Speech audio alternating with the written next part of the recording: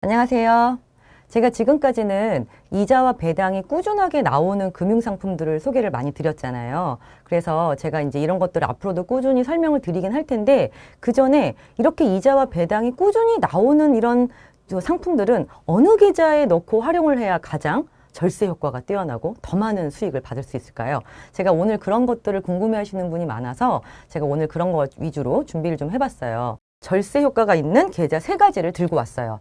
자, 가장 흔하게 알고 계시는 연금저축펀드, IRP, ISA 이렇게 3가지 카드를 제가 준비를 했는데 언제 쓰면 좋을까요? 그리고 어떤 특징이 있을까요? 이걸 지금 말씀드릴게요. 자, 첫째, 연금저축계좌예요. 사실은 계좌인데 이게 보험에도 가능하고 신탁도 가능하고 펀드도 가능한데 요즘에 굉장히 많은 분들이 연금저축펀드로 가입을 하고 계시죠. 왜? 많은 투자 상품들을 넣어서 수익을 올릴 수 있다 보니까 예전에는 연금저축 신탁이나 보험하셨던 분들도 요즘에 연금저축펀드를 가장 많이 활용하고 계십니다. 자, 그리고 퇴직연금을 가입하였거나 그 다음에 또 소득이 있는 사람들은 IRP 계좌를 또 추가로 만들어서 운영할 수 있잖아요. 자, 근데 이제 이런 계좌는 장점과 단점이 있어서 제가 하나씩 좀 설명을 드릴게요. 첫째, 연금저축펀드 하시면 연말정산, 세액공제. 맞아요. 사실 저도 이제 이거 받으려고 신청했고요. 또 특히 월급 받는 근로소득자분들은 이거를 가입했느냐, 가입하지 않았느냐에 따라서 연말정산을 토하느냐, 아니면 환급을 받느냐가 결정될 정도로 굉장히 많은 분들이 꼭 가입해야 되는 필수 금융상품처럼 생각하시잖아요. 맞습니다. 근데 이거를 세액공제 받는 용으로만 생각하지 마시고요. 나중에 내가 은퇴했을 때 55세 이후에 여기서 나오는 원금과 이자를 불린 수익 금액을 잘 활용할 수 있게끔 사용하시면 이거 굉장히 좋은 계좌가 될 수 있어요. 자, 볼게요. 먼저 우리가 5,500만 원 연봉 이하인 사람들 같은 경우에는요. 연금저축 계좌액 최대 한도 600만 원을 넣을 수 있고요. 그리고 올해 2023년부터 늘어났죠. 한도가 900만 원까지 늘어났단 말이에요. 자, 그래서 IRP까지 포함을 시켜가지고 만약에 환급을 받게 되면 최대 148만 원을 환급받을 수 있어요. 아, 정말 괜찮죠? 자, 그리고 그러면 여기에서 내가 만약에 월지급 뭐 펀드라든지 월지급 ETF를 넣었어요. 그럼 여기서 나오는 이자와 배당 소득은요, 바로 과세되는 게 아니죠. 자, 여기서 바로 과세되는 게 아니라 여기서는 지금 모든 배당 이자 소득을 받아서 운용을 한 다음에 언제 과세한다? 55세 이후에 내가 연금으로 받으면 연금소득세를 5.5에서 3.3 이렇게 나누어서 나이별로 나누어서 연금소득세로 과세를 합니다. 자, 그래서 이제 이런 것들이 일단은 납부할 때는 세액공제를 받을 수 있고 나중에 받을 때는 연금소득세로 받을 수 있기 때문에 이런 것들을 과세 이연 효과라고 얘기를 합니다. 그래서 이자 배당을 지금 당장에 내가 소득세를 내지 않고 그 다음에 나중에 연금 받을 때 연금소득세로 낮은 세율로 받을 수 있다라고 해서 많이 활용하시죠. 자, 그런데 이 연금저축펀드가 아까 말씀드렸던 것처럼 일반 펀드, 국내 상장 ETF 다 가입이 가능한데 원래 리츠가 안 됐다가 2023년부터 리츠도 가능하게 됐어요. 자, 그러면 연금저축펀드하고 IRP를 비교해 보시면 연금저축펀드에 좀 더 수익성이 높은 금융상품을 더 많이 가입할 수 있다는 장점이 있다 보니까 일단 연금저축펀드를 가장 먼저 활용하시는 절세 계좌로 생각하시면 좋을 것 같아요. 자, 그러면 이제 이게 어떤 메리트가 있는지 조금만 더 디테일하게 말씀을 드릴게요. 자, 우리가 ETF, 해외에 상장된 거는 제외할게요. 우리나라 ETF 중에서 국내 주식으로 만든 ETF가 있고 해외 자산으로 만든 ETF가 있잖아요. 이 두 가지가 이제 또 세금 혜택이 다른데 지금 현재는 국내 주식의 매매 차익에 대해서는 비과세를 해주잖아요. 그래서 사실은 국내 주식의 매매 차익으로 생기는 펀드나 ETF에서 나오는 수익도 일단 이거는 비과세 혜택이 있어요. 그런데 여러분도 들어보셨죠? 금융투자소득세라는 게 2025년부터 생긴대요. 자, 그러면 2025년부터는요. 국내 주식의 매매 차익도 물론 5천만 원까지는 뭐 세제 혜택을 준다고 하지만 어쨌든 간에 과세에 들어간단 말이에요. 그런데 이런 것들을 연금저축펀드 계좌에 넣어놓으시면 나중에 받을 때 과세 이연이 되기 때문에 사실 금융투자소득세에서도 약간 자유로울 수가 있어요. 자, 여러분들이 국내 주식을 투자하시면 기대할 수 있는 수익이 2개가 있어요. 하나는 사고 팔 때 나오는 매매 차익, 하나는 배당 수익인데 이 매매 차익은 비과세지만 2025년 이후에는 과세될 수 있어요. 그리고 배당 수익은 원래 항상 15.4%로 배당 소득세를 냈는데 이제 이 배당 소득세가 당연히 과세가 이연된다. 그죠? 이런 혜택이 있어요. 자, 국내 주식은 이렇게 돼 있어요. 국내 ETF랑 그런데 해외 ETF는 또 어떤 게 있냐면 원자재 ETF, 뭐 채권, 그다음에 해외에 투자한 ETF 같은 경우에는 매매 차익에 대한 비과세도 없잖아요. 자, 근데 만약에 저희가 이거를 연금저축 펀드나 이런 계좌에 넣었다라면 매매 차익도 과세 이연될 수 있고 당장의 세금을 떼지 않으니까. 두 번째는 여기서 나오는 우리가 또 월 굉장히 지금 배당률 높은 거 살펴봤거든요. 근데 이렇게 월 배당이 높게 나왔을 때 여기서 이자 배당 소득세를 바로 떼지 않고 이것도 원전하게 다 운용할 수 있게끔 해주다가 나중에 55세 이후에 연금으로 받을 때 연금소득세로 이제 과세 이연이 될 수 있다는 게 가장 큰 메리트 중에 하나가 될 것 같습니다. 물론 내가 지금 당장 투자한 만큼 이자 배당을 받지 못하는 거는 어쩔 수 없지만 내가 어차피 내가 지금 당장 이자 배당 소득이 필요한 게 아니라면 정말 내가 은퇴나 아니면 노후에 생활비만큼의 이자 배당 소득을 원하는데 그때 세금을 절세할 수 있는 방법으로 연금저축계좌를 활용해서 이자와 배당이 높은 금융상품을 활용하는 거는 아주 좋은 전략이 될 수 있을 것 같아요.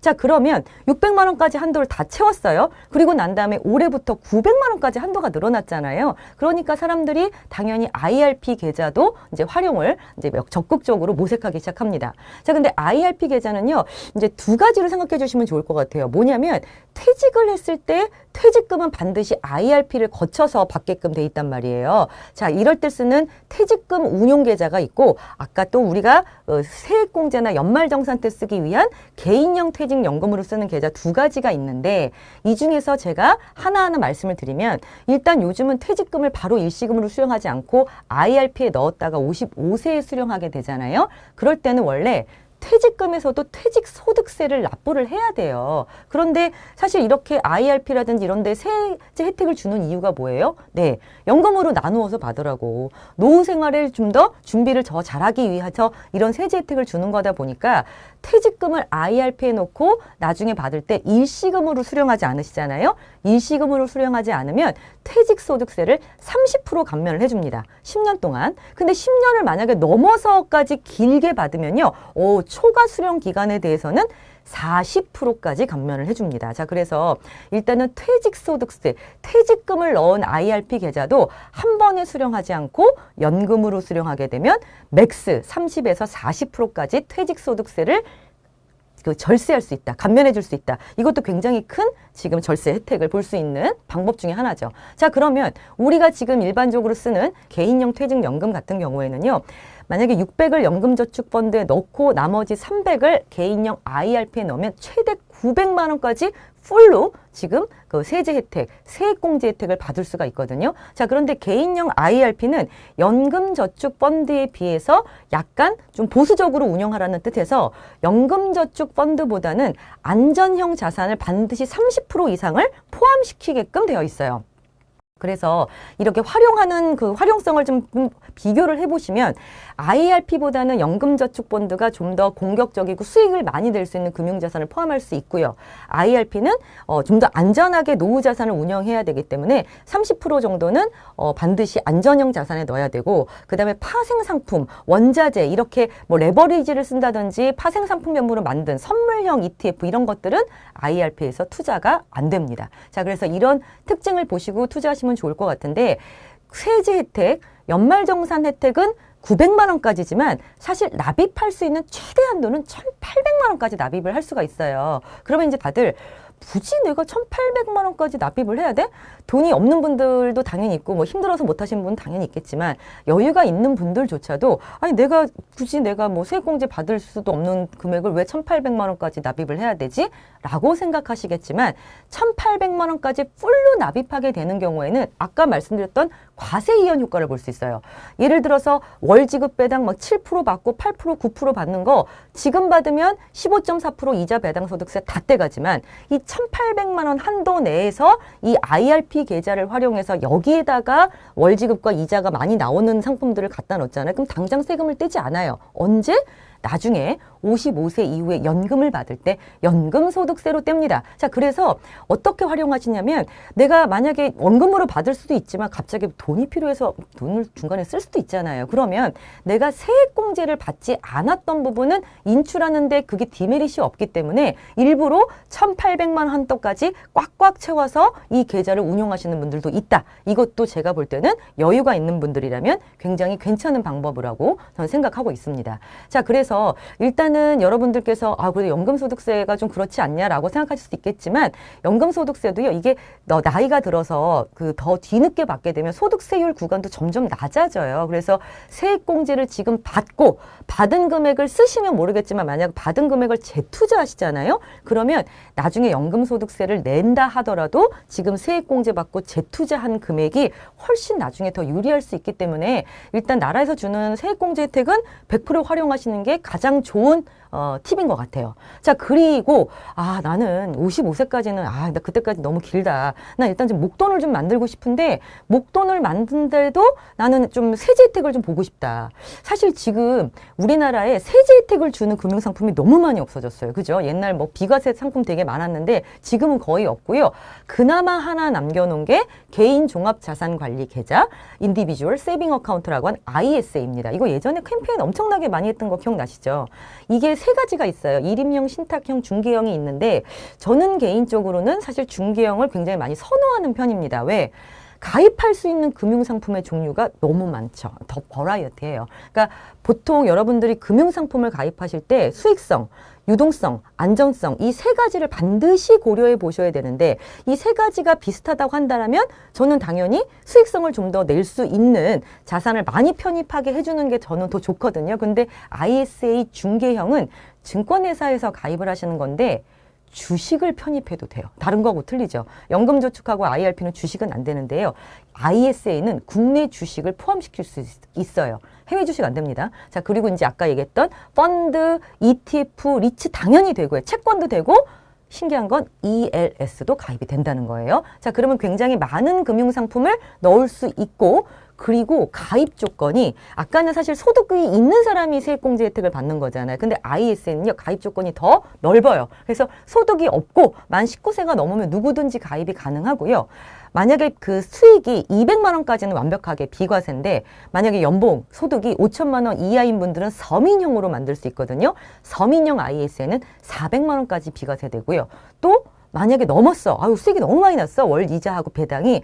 그렇다 하더라도 종합소득에 포함시키는 게 아니라 9.9로 분리과세하고 끝냅니다. 괜찮죠? 자, 그래서 일단 세제 혜택을 누릴 수가 있고요. 그 대신 얘는 뭐 55세, 5년 이상 이런 건 없지만 최저 3년 이상은 보유하셔야 돼요. 최장 5년까지도 하실 수 있어요. 근데 최소 3년은 보유하셔야 되는데 연간 2천만 원까지 최대 1억을 넣을 수 있고요. 이 안에서 주식 같은 경우에는 그게 손실과 수익을 상계 처리해가지고 수익 금액에 대해서 과세 혜택을 주거든요. 자, 그러면 예를 들어서 우리가 삼성전자를 투자했다 하더라도 삼성전자와 때문에 매매 차익은 비과세지만 여러분 이번에 배당 받으셨죠? 요즘에 우리나라 주식도 배당 많이 줍니다. ETF도 배당 많이 나와요. 근데 이런 배당들이 아까 보셨던 것처럼 서민형 ISA는 400만 원까지는 일단 비과세를 받으면서 여러분들이 주식 투자를 하실 수 있다니까요. 자, 그러니까 투자형 상품 중에서 여러분들께서 어느 정도 절세 혜택을 누리고 싶다. 거기에다가 2025년부터 시작되는 금융투자소득세도 약간 비껴가고 싶다라고 한다라면 당연히 목돈을 만드는 계좌로는 ISA 계좌를 먼저 활용하시는 게 저는 굉장히 좋은 절세 효과를 누리실 수 있다고 생각을 하는 거죠. 자, 그래서 저는 일단 이렇게 생각해요. 만약에 지금 은퇴가 가까웠거나 노후자산으로 쓰실 분들은 연금저축계좌나 IRP를 해도 5년 지나면 바로 또 연금 쓰실 수 있으니까 괜찮지만 일단은 목돈 시드머니를 만들고 싶다. 그러면 첫 번째는 ISA 계좌를 활용해서 시드머니를 일단 만들어야죠. 그죠? 자, 그리고 나서 이제 가장 세액공제 혜택이 가장 큰 연금저축 계좌를 활용해서 일단 600만 원까지는 최대 세액공제 혜택을 받고 그리고 여유가 있는 분들은 900만 원, 더 여유가 있는 분들은 1,800만 원 한도까지 활용을 하셔서 나중에 이자 배당 소득을 지금 내지 않고 이후에 연금소득세로 과세 이연되는 효과를 누리시는 게 가장 좋은 활용법이 될 것 같아서 제가 앞으로 말씀드리는 이자 배당에 나오는 금융상품들은 일단은 이 계좌를 활용하셔서 저희가 일단 절세해서 금액을 최대한 한번 불려보는 걸로 저는 좀 안내를 드리고 싶습니다. 자, 그래서 제가 오늘 세제 혜택이 있는 이 금융상품 3가지를 말씀을 드렸고요. 앞으로도 저 좋은 이자와 배당에 나오는 상품에 대해서 좀 안내 말씀드릴게요. 자, 오늘 저는 여기까지 인사드리겠습니다. 감사합니다.